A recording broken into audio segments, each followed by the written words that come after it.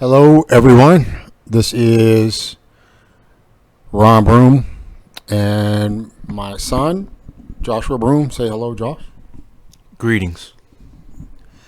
And we've been doing this little recording from time to time that we call Irrelevant Necessities, where it is a father and son just talking about different things that are going on in life from the perspective of a dad who is about to turn 50 years old next week. Thank you very much. Next month, rather. And Joshua is getting ready to turn 17 years old in a couple of days. So we have different perspectives on things sometimes. In many ways, we think alike in a lot of ways as well, because he's a smart, wise kid, because he's a chip off the old block. So today we wanted to talk about what's been going on. Typically the way we do it is I kind of know what we're going to talk about, and Josh is a little bit in the dark, because I like to challenge him in terms of just, what he really is thinking about different things. And I like to refrain from giving him too much of a warning or any kind of precursors as to what we are going to be discussing. But today, I think it might be fairly obvious with so many things going on in the world. Right now, we are in COVID time. What is today? It's June 3rd, 2020. So we got COVID going on, as well as all of these protests and riots. Just trying to remember this time and log it into antiquity, as we might listen to this ourselves again one day in the future. So what's happening right now, we had the death of George Floyd by a white police officer with the knee to the neck, and all those things. It's kind of the time frame that we're in right now. So there's just some things that I wanted to talk to my son about today, and just see what his thoughts and feelings are, and see whether or not it might be something that you agree with, disagree with. But we're just challenging you to have your own thoughts and insights as well as you listen to us. So, Josh, you have anything you want to say before we get started? Josh is shaking his head no. I'm sure he'll have a lot to say when I start talking, though, because he's a very articulate and poignant young man. First thing I wanted to discuss, I just want to say for myself, it's probably sometimes I have surprises for Josh, things that he may know, may not know about me when we have these kinds of discussions. And I just kind of want to put my own frame of reference in here from some of the things that I think that I might want to say.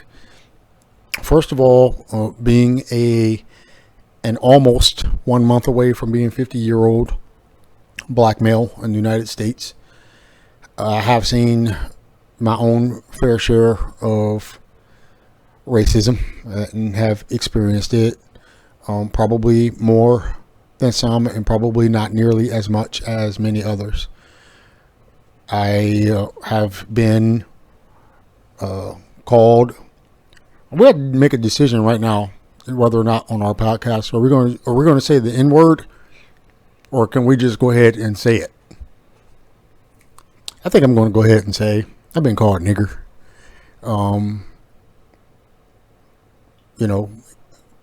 My fair share of times. Over the course of my life growing up as a boy. I've had those experiences. I've had an experience where I have been pulled over and arrested for car theft. When, if any of you out there know me, that's really funny. I'm not a car thief. I'm not a criminal of any sort on any level. But I was arrested one time for car theft because I was driving my own wife's car, and the police officer said that he misread the license plate and thought that the car was registered to someone else after I was already handcuffed and in the back of the police car having my rights read to me. So I've had some experiences like that. I don't want to spend a lot of time just getting into all that stuff, but I'm just curious, Josh, as a soon to be 17-year-old young man in a couple of days, I'm just curious as to what your personal experience. We're going to get into some other things, but just your personal experience in terms of anything that you may, in your own mind, deem as having been racist towards you.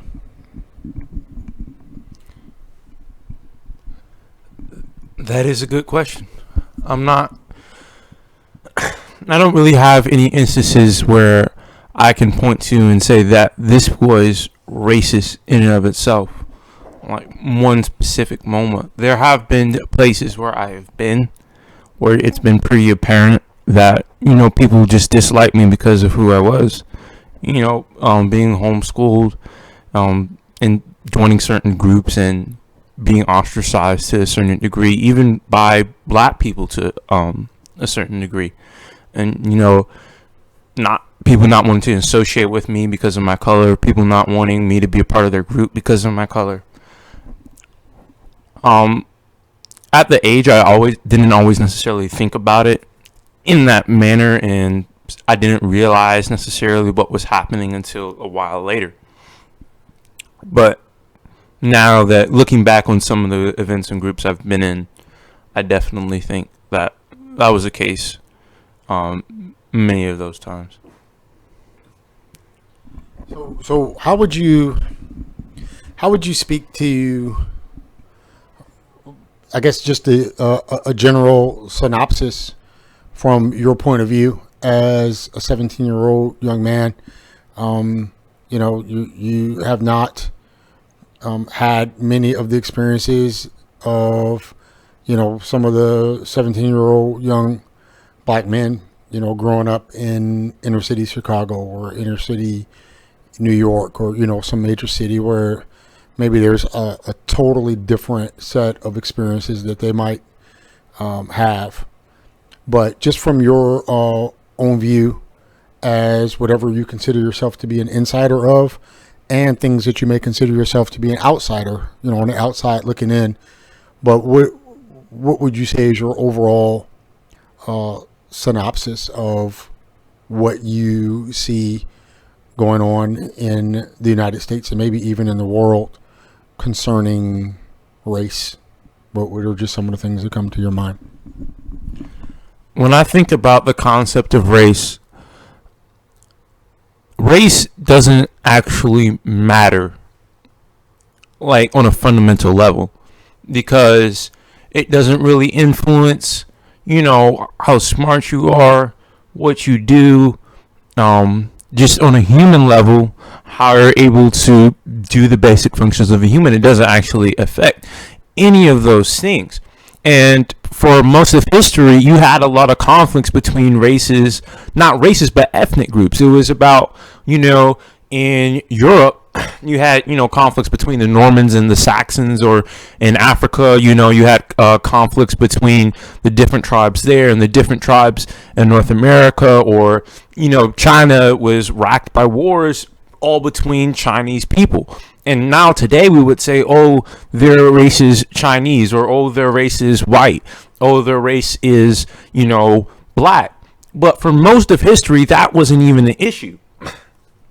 Race really came in when you had all these different people groups interacting, and you needed a way to justify a lot of the injustices that were happening, and you need to be able to separate and identify with a larger group. It was, more profitable for Europe, for instance, to say, oh, we're all, white, and we're going over and taking over the rest of the world, and we have the right to do that because, identifying with their race as white instead of more with their ethnicity. And so I feel like race is kind of an interesting thing because it is truly, kind of fabricated. like obviously it's based off of physical characteristics, but only to a point. You have white people who are darker and black people who are lighter, and it's not about necessarily your color. It's about where you came from. And that's my thought on race. I feel like race today and throughout history has basically been used as a mechanism to control people. It's been used as a mechanism to separate people. It's been used as a mechanism to justify injustice. When you had slavery and you're saying, how are we going to justify, especially under a Christian worldview, how are we going to justify doing what we're doing to these slaves? Where you do that is you say, oh, these are people of a different race. They're lesser than us. They're not the same. Because you can't, as a human, most humans aren't able to do that level of injustice to someone they view as the same. So you have to have some mechanism, some vehicle by which you make them into a other. And I feel that's what race has been, and I feel like that's what race still is throughout the world today. All right, thank you, Sam. My next question would be, what do you feel specifically right now in the wake of what's happened with George Floyd? What do you think about that whole incident specifically? And what are your thoughts about the subsequent aftermath of what happened with George Floyd and the different things that are taking place right now in terms of the protests and the some of the things that may not be as pretty with the rioting, looting going on, different factions, different people doing different things. So I'm curious as to what your thoughts are about the incident itself and the aftermath. As far as the incident itself, when it first happened, whenever there's some of these instances, you have a Trayvon Martin or something, you have people who are mad about it, and then immediately you have other people who are trying to justify it, trying to say how the police officer or whoever was that made a decision that was somewhat reasonable. I saw like a few people trying to justify it, but what struck me about this incident was that there was really immediately everybody recognized like that was just evil. Like there was nobody trying to defend the police officer. There was nobody trying to bring up things about George Floyd's past to make people feel less about him and make people feel less badly about his death. There was none of that. Everybody was just like, that was just awful. There is no justification for that specific action. And what I think that led to is, as far as the response, you had a lot. I think that's kind of what contributed to the response that, to a large degree, has been different than the response to a lot of the past, instances of when, Black Lives Matter has, someone has been killed by the police. It makes national news. I feel like this has kind of been one that has almost brought people together initially more than the others. But the protests, I feel like the butt of the protests, I feel like, especially at this point, since a lot of time has passed relatively, are kind of just missing the point a lot, because you have these people protesting and they're saying Black Lives Matter, they're saying all these different things. What are they actually trying to change? What are they actually trying to do? I feel like the issue that happened has kind of passed, and now people initially were saying, justice for George Floyd. And now that everybody recognizes, now that there's no opposition, there's no one saying that George Floyd's family shouldn't get justice. there's nobody defending the police officer, the movement had to kind of, change. And it became, the Black Lives Matter. But my thing is about the protests, what are you actually asking for? Because everybody knows cerebrally that Black Lives Matter. How are you actually protesting to enact change so that's going to be reflected in society?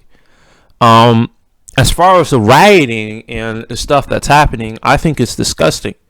Because if you think about it, you now have someone who's killed, such as George Floyd, and you're trying to stand, against racism. You're trying to stand against, what these people are doing, what you're saying. They're making this awful society where you're being put down. And then you're creating a situation where you're making it worse for the people who are mainly in the same situation. You're making it worse. No one's rioting in multi-million-dollar house neighborhoods. You know what I mean? Nobody's burning down businesses in nicer neighborhoods. No one's burning down businesses really in predominantly white neighborhoods. You're burning down businesses. You're rioting. All this damage that is being done is largely being done to black people. And so I feel like the rioting is not only spitting in the face of George Floyd. It's not only spitting in the face of all that black people have done to get us to this point. It's not only spitting in the face of black people as a whole today, being represented to America and the world. I feel like it's also just spitting on the Black Lives Matter movement, period. Because how are you going to say Black Lives Matter and your protests are doing by far the most damage to black lives? To me, that discredits the whole movement. And that's why, you have all these people saying that Black Lives Matter is not a good movement. Well, that's one of the reasons, is because a lot of the people who are shouting Black Lives Matter and doing all this stuff are acting completely hypocritically of everything they're saying they want. And that's my view on the rioting and the protests. I do think it's interesting. I'm not sure, son, if you saw, there was a clip from Atlanta where the mayor of Atlanta asked, I know you probably know some of these guys. I don't know all the rappers and all these folks. That's why I'm the 50-year-old guy on here. You're the 17-year-old guy. So you might know some of them, but I recognize, what's his name? Killer Mike. Because of some of the documentaries that we've looked at as a family. I can't remember the name of that documentary set. It's like, some things in that documentary set we agreed with, and a whole lot of things we didn't. If you remember the name of it, we can mention it again at some point before we get off the microphone here. But I remember Killer Mike being one of the people who was spoken to and who was offering his thoughts about black history and things pertaining to the black community. And then there was also another rapper, I think his name was T.I. You know who T.I. is? Okay.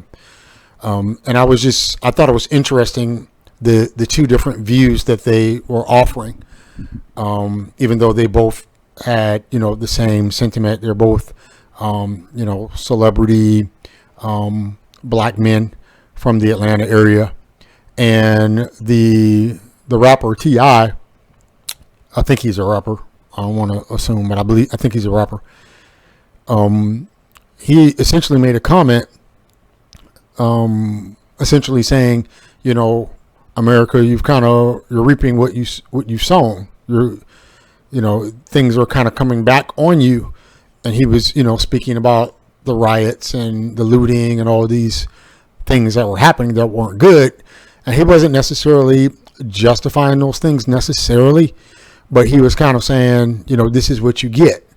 But I thought it was interesting, to the point that you just made, that I didn't see that at all, in order to think or to believe that somehow this is coming back on America, because most of the people who would view him as lesser than, or view him as inferior, or view him as, a worthless, I started off saying the word nigger, who would view him that way are not the people who are reaping this whirlwind that he's talking about. They are not the people who are getting graffiti, across their houses, or getting their windows broken, or having their merchandise stolen, or their things from their home stolen. So I thought that was interesting. I'm gonna turn this a little bit towards another question for you.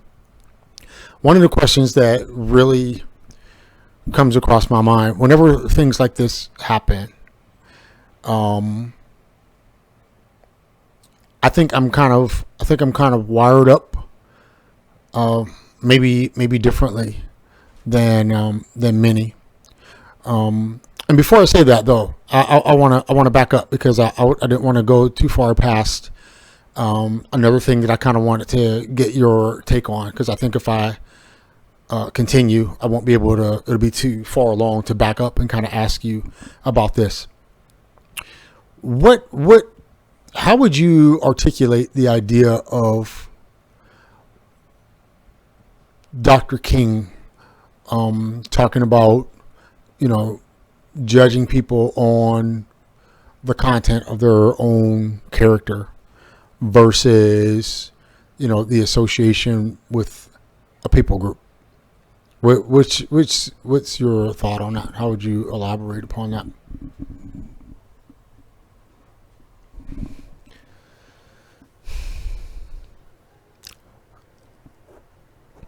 I think that's a great question. Like I was saying before, when you have to judge people by the content of their character, what that means is that you have to take the time to get to know who they are. You can't just judge them by the way they look, or what people group they came from. And when you have to judge people by the content of their character, and you really have to get to know them, that leads to a level of connection and a level of unity, even if you decide you don't like the person. And when you aren't leveling judgments out to people you don't even know, because of the group that they're a part of, and you have to take the time to get to know what they think. You have to take the time to get to know what they actually believe, and that leads to a big difference in a society. Because when you just look at someone's race, it's easy to just think about them as a other. It's really harder. It's much harder to feel the same kind of animosity towards someone that you've judged prematurely as it is to judge someone that you've taken the time to really consider their viewpoints. Because it is very rare that, even though a lot of people are wrong, it's very rare that there's not going to be some element of truth to what people believe. It's, very rare to be that there's no redeemable qualities in anyone at all. And so if you judge people by the content of their character, what that means is that to really get a good glimpse of the content of their character, even if they're not a wonderful person, even if they're someone you personally dislike, they're going to become human enough to you so that you can form a society without having the level of hatred and animosity that can be generated judging people off of their race or other factors such as that. Beautiful, son. One of the things that makes me think about, someone recently shared with your mother and I a video with Lil Wayne, and he was talking about how at some point when he was young, I think he said he was 12 years old or something like that. He may have been older. I don't know why the age 12 sticks in my mind, but I could be mistaken. But anyway, at some point, he shot himself. I don't know if it was on purpose or by mistake. Shot himself in the chest. And did you hear about this or see that? And he said that the police rushed in and that essentially all of them just stepped over him, stepped over his body, including black police officers, and were, looking for drugs, money.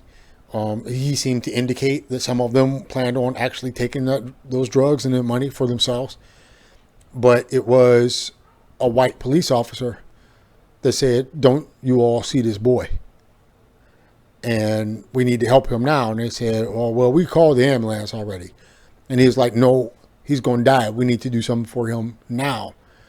And the man picked him up, put him in the cruiser, sped him to the hospital himself, didn't just drop him off at the emergency room, but stayed with him until he was sure, this is a white police officer, until he was sure that, the doctor had assured him that this boy is going to be okay. This boy is going to live.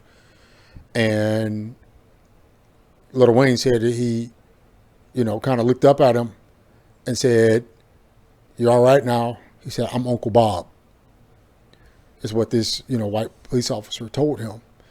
And, he said something to the effect, as he was recounting this story, there's a lot of people, good and bad, of all colors. He said, but I know that there's at least one good person in this world, and his name is Uncle Bob. And I just think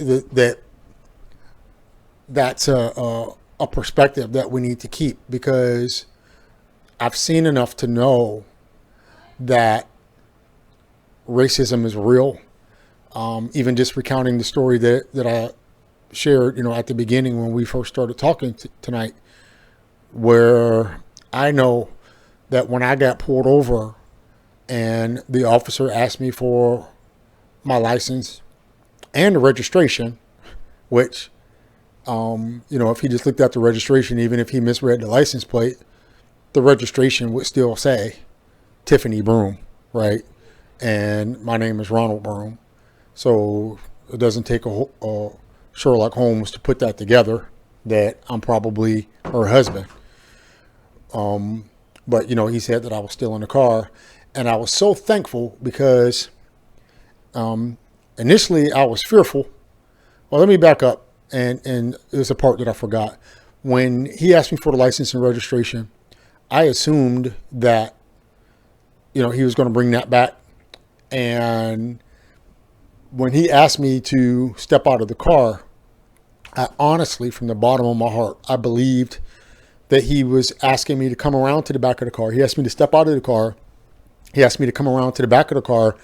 And I believed with all of my heart that he was going to say something like, "You see, your tail light is out," or, "You see that your bumper is hanging off," or, something that he was going to say, "This is a hazard." And he was either going to give me a warning, or, he was going to be, a meanie about it and say, "Well, because I'm about to give you a $200 ticket, because your light is out," or whatever. I thought he was going to show me something on the back of the car that was an issue. But instead of doing that, when we got around to the back of the car, he grabbed me by the arm and started the process of trying to put handcuffs on me. And because I had no idea why he was asking me to step out of the car and why he was asking me to come to the back of the car, like I said, I just assumed that maybe my tail light was broken or something. He was going to point it out to me. So when he grabbed my arm, I was not expecting that. So my first reaction, like any grown man or another grown man grabs you by the arm, I wasn't thinking about police officer. I wasn't thinking about gun on his waist. I wasn't thinking about billy club. All I thought was, you just tried to grab me by the arm. So my immediate reaction was to jerk away. And as soon as I began to jerk away, obviously it was years and years before you were born, but I'm not sure if you're familiar with what happened with Rodney King back in the early 1990s. And so literally the whole Rodney King incident had literally just happened. maybe like X number of months or maybe a year prior to this. And when I jerked away from him immediately, and I believe that it was the Lord, I believe it was God, immediately brought to my mind, like, Rodney King, don't be him, calm down, chill out. And so I just relaxed. And he grabbed my arm again. And this time when he grabbed my arm, he started reading my rights. You got a right to remain silent, blah, blah, blah. Anything you say can and will be used. And he started putting the handcuffs on me, and I just calmed down. And he asked me, he took me around, put me in the back of the police car. And so I'm asking him, why'd you put handcuffs on me? And he's not answering me. He's not telling me anything as to why he arrested me, why he put handcuffs on me, why he put me in the back of the police car. He's not responding. So all of a sudden, 3 more police cars pull up behind us. And I'm thinking to myself, like, I'm just the last guy that I ever expected to be in the back of a police car with 4, like, they need 4, police cruisers to handle Ron Broom. Like, I'm Al Capone, man. They need all the backup they can get because I'm, the biggest criminal in the world. But I thank God that those other officers came, because as soon as those 3 other police cruisers pulled up, one of the other officers also read the license plate correctly, which I don't think is hard to read a license plate. And also I gave him my registration, which also has the license plate number on the registration and who the car is registered to. But he claimed that he misread the license plate, put it into the system, and it came up as a stolen car. And what I understand and what I know is, what I believe rather, is that even if he misread the license plate and thought that the car was stolen, I'm pretty sure that if I were, a young 22-year-old white woman with blonde hair and blue eyes, he probably would not have assumed that the car was stolen, and he probably would have made a lot more effort to say, this just doesn't seem right. This doesn't this doesn't check out. Let me recheck the license plate and make sure I'm getting this right. Let me actually read the registration so I can see that this registration is not the same car that's coming up in the system, that you put the wrong license plate number in and came up with a stolen car. So one of the other officers that came as backup actually put the car into the system and told the officer who arrested me, this car is registered to Tiffany Broom. This guy's name is Ronald Broom, right? Probably married. So why don't we ask if this is his wife's car? And so they said, this car is registered to Tiffany Broom. Do you know her? Yes, sir. That's my wife. So the officer who arrested me went on to give me a lecture about the paint that was chipping off the back of the license plate, and how I need to make sure I get that together so that a mistake like this doesn't get made again. Obviously, I know by him arresting me in that manner, by him putting his hands on me in that manner, by him not beginning to have a conversation with me about what the issue may have been, and him not telling me why he arrested me until after the other officers showed up, that speaks volumes and helps me to understand a lot of the things that I saw as a young boy growing up, getting followed around the grocery store step for step by the security guards when my white friends did not have the same security guard following them around. So I understand all those things, but at the same time, I also remember an instance that I've never forgotten, where when your mom was going to graduate school to get her master's degree at Ohio State, I dropped her off to class one day, and I was getting ready to leave campus, and I ended up getting a flat tire. And man, it was cold as cold as cold as cold can get. It was freezing. And I was out there trying to change the flat tire. And I remember how many people walked past. And I remember how many people drove past, black and white. And it was so cold, and I was having so much trouble getting that tire changed, and my hands started freezing up, and I couldn't move my hands anymore, but I was still trying to get this tire fixed. And a young white man came up to me. I was probably in my mid-20s at that time, maybe mid to late 20s. I might have been 26, 27. This young white guy looked like he was probably 22, 23.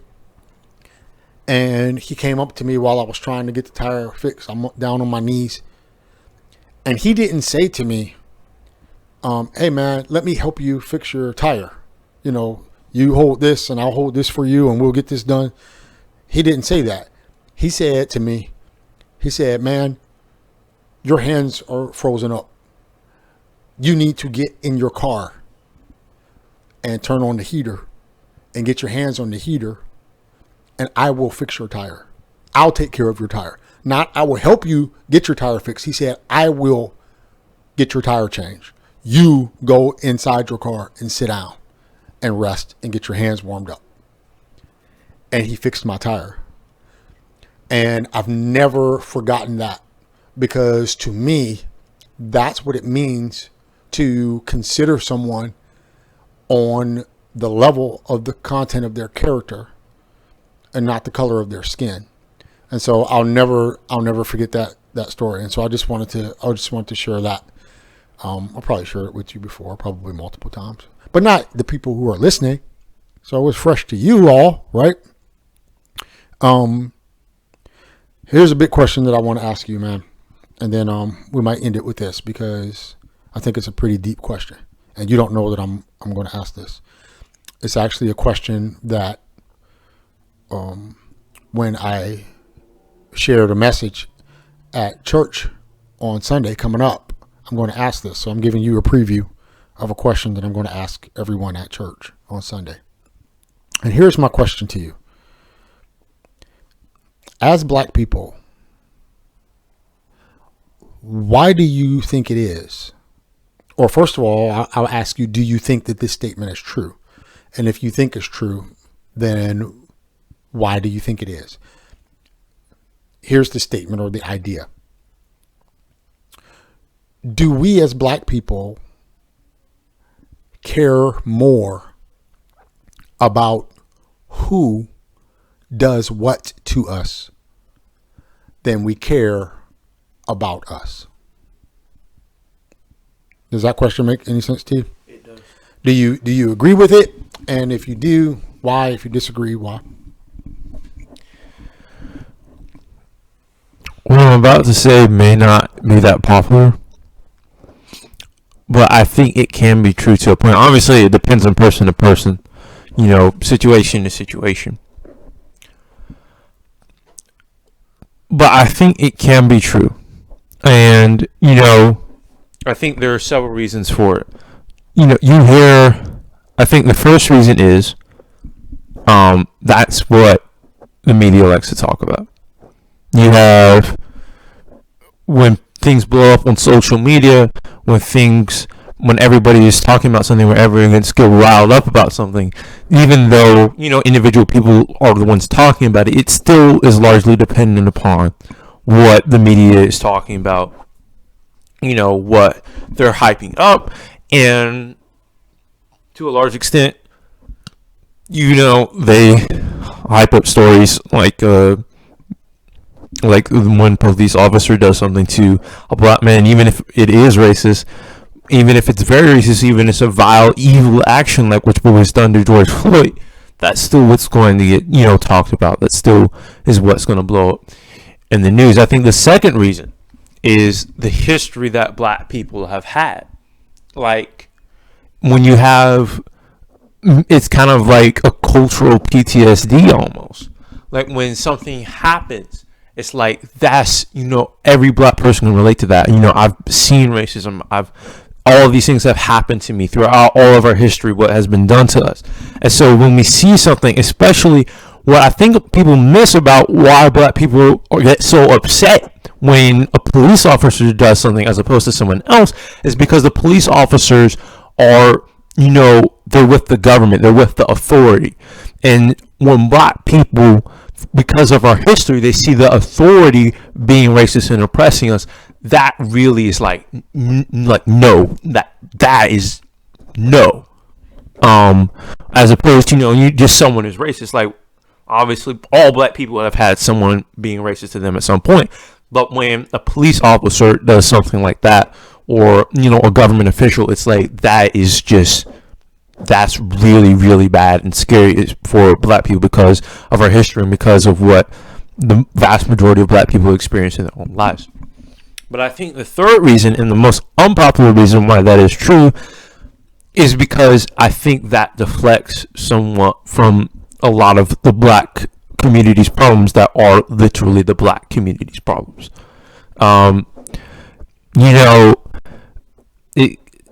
It's like when you're talking about what someone else is doing to the black community, you're not talking about what the black community is doing, to itself. There are so many, problems within the black community that are black people are doing to black people. And it's easier somewhat to look outside forces and say, that is what's causing our problems. And to a large extent, especially for the black community, that's true. That they cause our problems. Why a lot of problems are in the black communities are here in the first place. But I think that ignores the point that there are a lot of issues with the black community that the black community has not done enough within itself to solve. And so if you truly put all your focus and attention on the issues, you're going to see a lot of negligence by black people to help ourselves. And just human instinct, you're not going to want to look at that. You're not going to want to put the blame on yourself. Especially when, just knowing this for myself, when you feel like you've been hurt, right? Very hurt. And obviously black people have been victimized.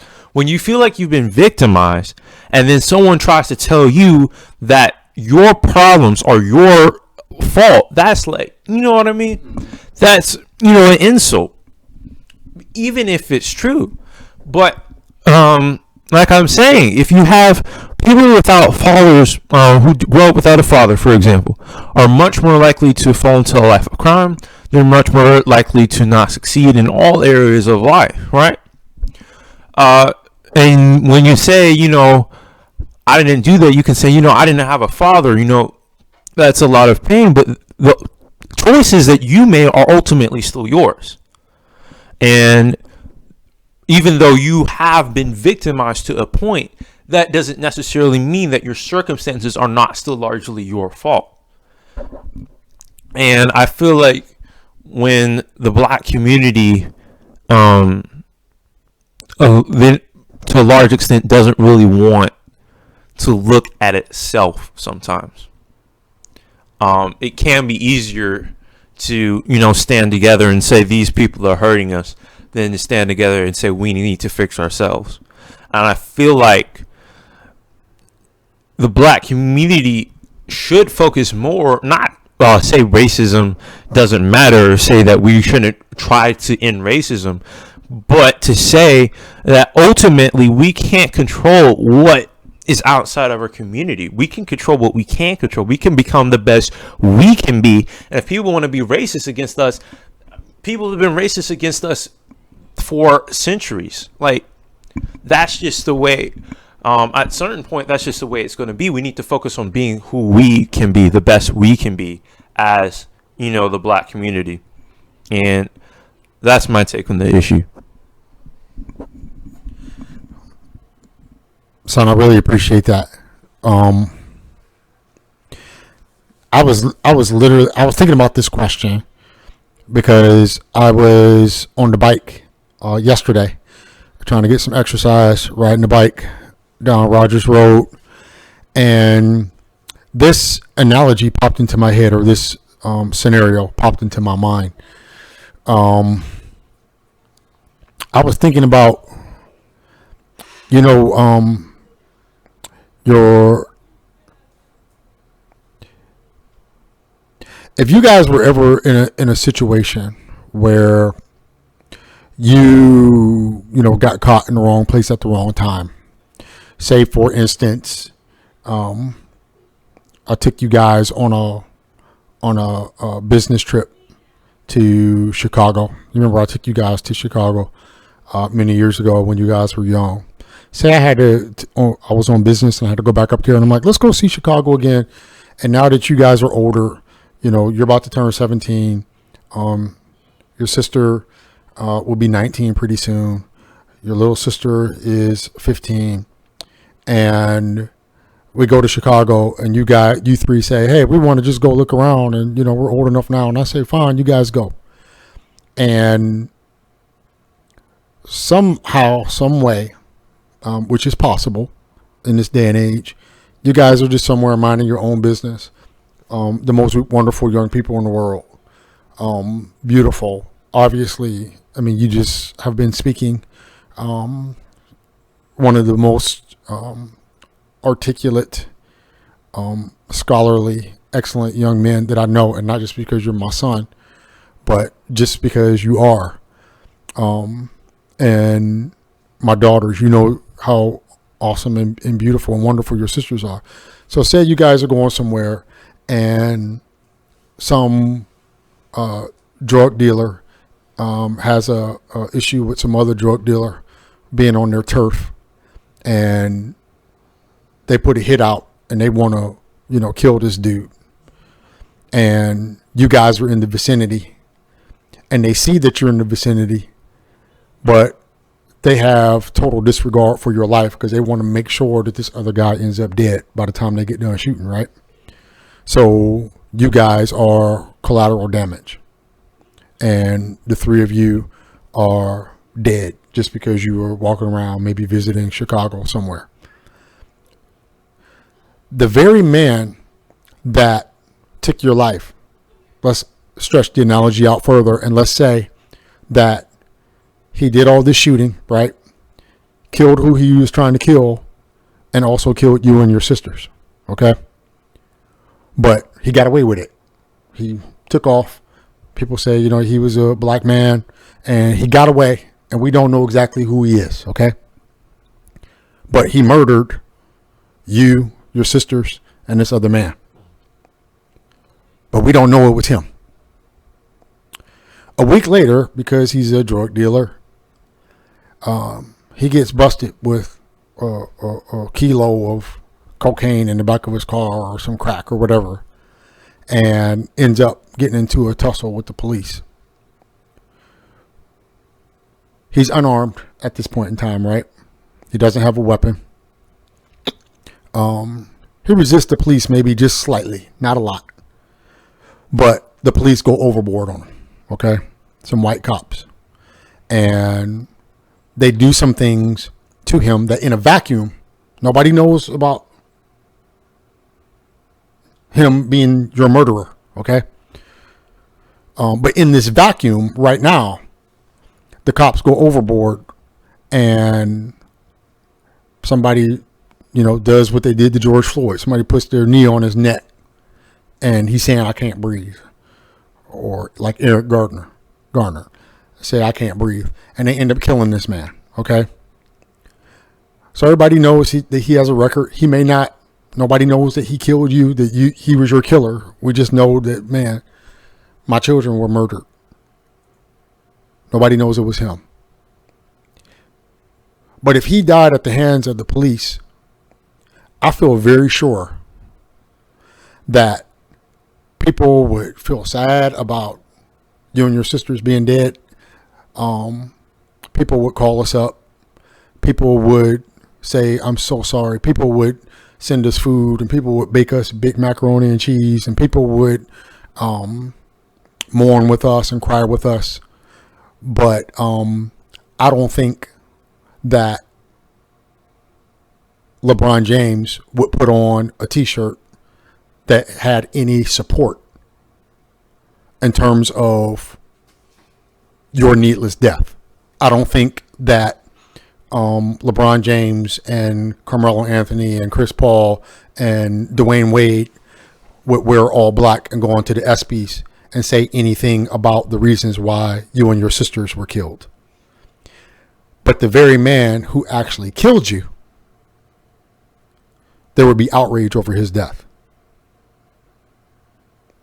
And that really bothers me. It doesn't, I share the same outrage and I share the same anger about if I didn't even know that that man was your killer and I saw him killed in that way. Maybe it was a year later, maybe, it was a total disassociation from you all being murdered and whoever this man is. But if behind the scenes, God knew that he was actually your murderer, I would actually be feeling like that's so wrong for them to kill this young man that way. This police brutality. And I would be upset and angry.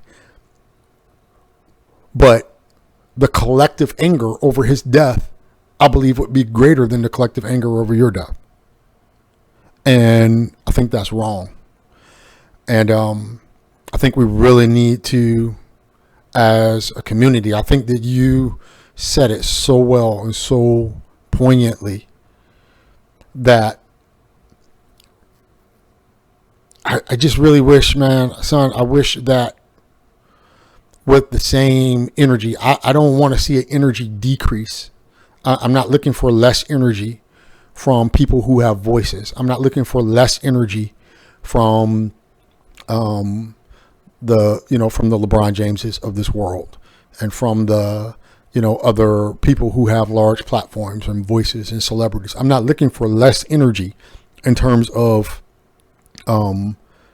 these racial issues, but I wish that they would give us the same energy about the issues that plague us that don't have anything to do with white people. I wish that they would give us the same energy. I wish that sometimes, how you come out with hoodies on for Trayvon Martin, or you come out with I Can't Breathe t-shirts. I wish that with the same energy, some of these people with platforms would come out and say to our communities, we got to get our stuff together. And I'm not saying they never do, but it's just not to the same degree or on the same level at all. It's not the same energy. So, you have any more comments, thoughts before we wrap this up? Go ahead. That was just what I was saying, and something I wrote not that long ago, is that, you have all these, white people who are suddenly saying, we got to stand against racism. We got to Black Lives Matter. And, that's been the mantra. You know what I was saying? Yeah, Black Lives Matter. Stand with us when someone innocent gets murdered and it's high profile and the media is hyping it up and everybody is talking about it. Stand with us then. Yes. But if you really are going to say Black Lives Matter, say Black Lives Matter all the time. Like, we need that to say, if you're really serious about ending racism, first of all, don't look within yourself, look within ways that maybe you contribute to it, maybe things that you said or do. Look within yourself first. Don't just post on social media about how politically correct you are. Be a good, not racist person, first of all. And then secondly, if you're really going to care about black people and black lives, care about the fact that our abortion rate is astronomically higher. Care about the fact that our murder rate is astronomically higher. Care about the fact that literally our death rate from almost every disease, like even coronavirus, it literally just showed up. Our death rate is already higher from that. We are more likely to get diabetes. We're more likely to die from cancer. All these other issues. We're more likely to not have fathers. We're more likely to end up in prison. We get longer sentences for the exact same crimes. We use drugs actually about the same amount as white people relative to the population, and we get put in jail for drug-related offenses, far more. Care about that. If you're going to care about Black Lives Matter, care about all these other issues that are affecting, honestly, many more people than, police brutality to some degree, especially issues like abortion and prison rates. If you're really going to care about Black lives, don't just care about Black lives when everybody else is, talking about it, when everybody else is, hyping it up. And I'm not saying it has to be your issue. You can't worry about all the issues in the world because there's just so many. But if you're really going to say, I'm going to be against racism, then care about it. And if you're really going to say, I'm putting myself out, to put yourself out there and say, this is my issue, I'm going to be for Black Lives Matter, don't just say that when everyone else is saying it. Don't just be. What is activism if it only is active when everybody else is doing it? What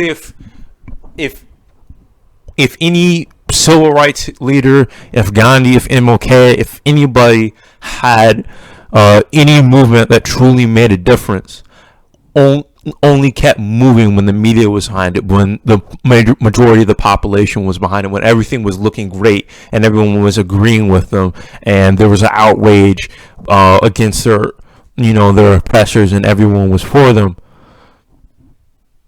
where would we be today? Absolutely nowhere. That's my perspective. Don't just care about Black Lives Matter. And that's not just for white people. This is for Black people too. Black people especially. Don't let Black Lives Matter come to mean Black Lives Matter when Black men are murdered by the police. Let Black Lives Matter mean that Black Lives Matter, period.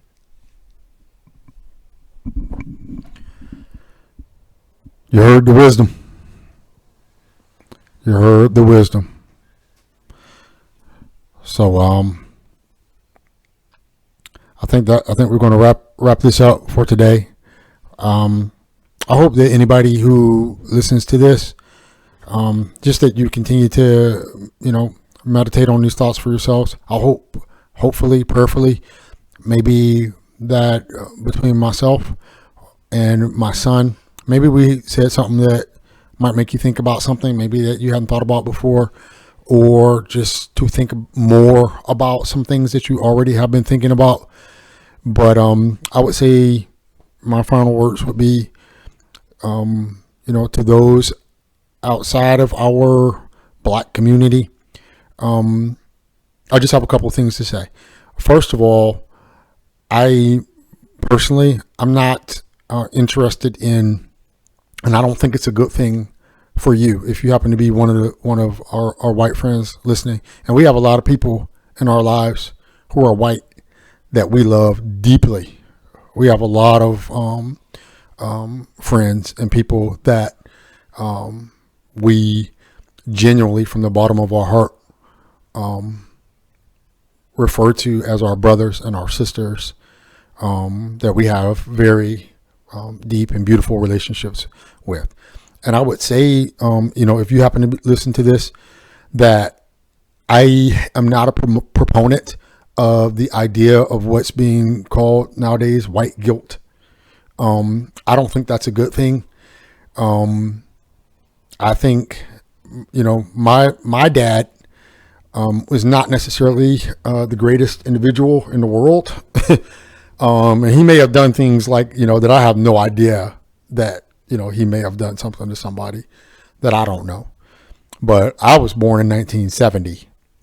And if anybody comes up to me now and says, hey, back in 1964, your dad hit my dad in the head with a brick, and my dad was never the same.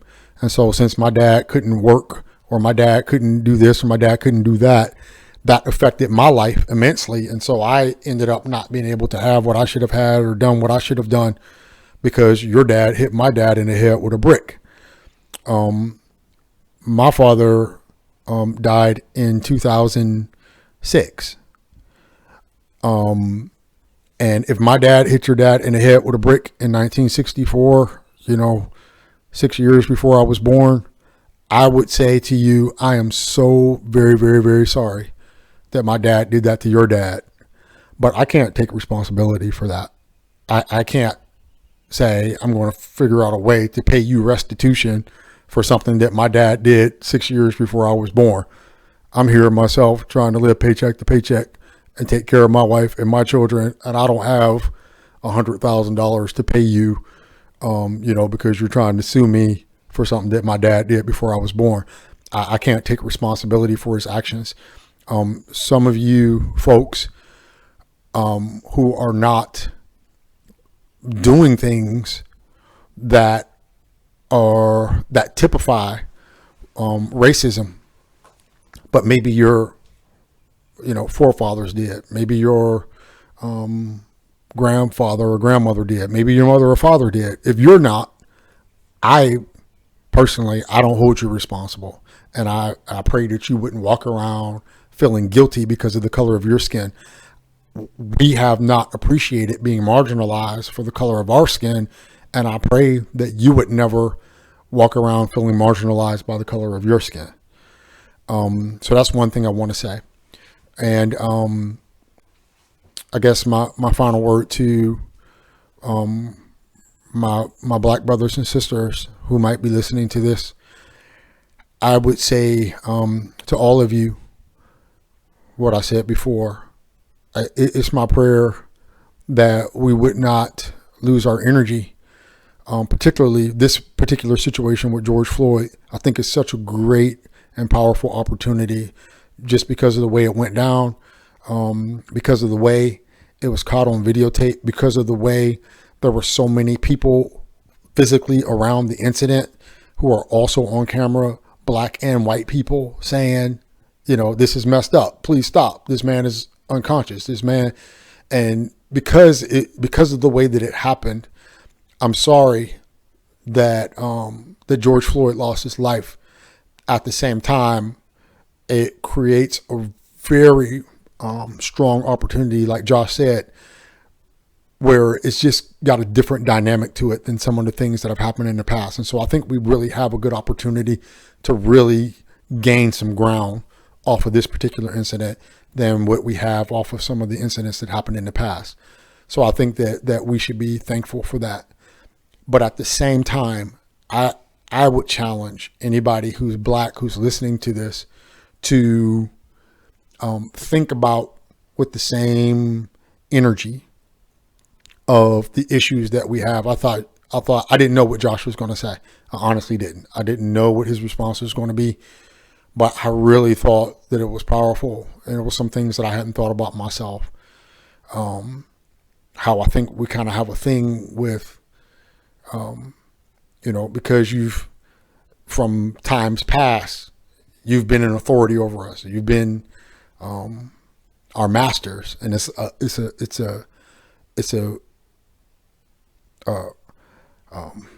certain spot there. It's a certain wound. It's like an open wound where when we are hurt by that particular person, when we are hurt by that person with that color skin in that position,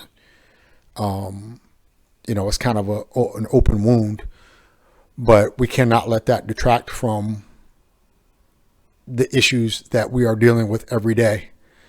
And so when the one black man is killed by the white officer and we feel that pain of that open wound, we still have to use our logic and our common sense to say that one black man was killed. And while that one black man was killed, there's been over 100 black people killed for different reasons that we haven't said anything about.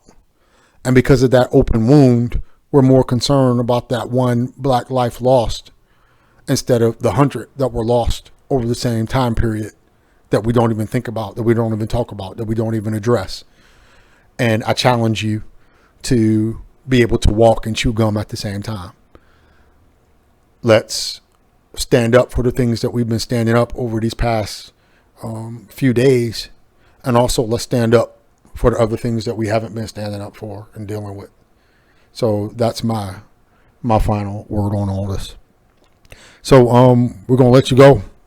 This is Dad and Me. me, Josh Broom. All right, we're out. Love you.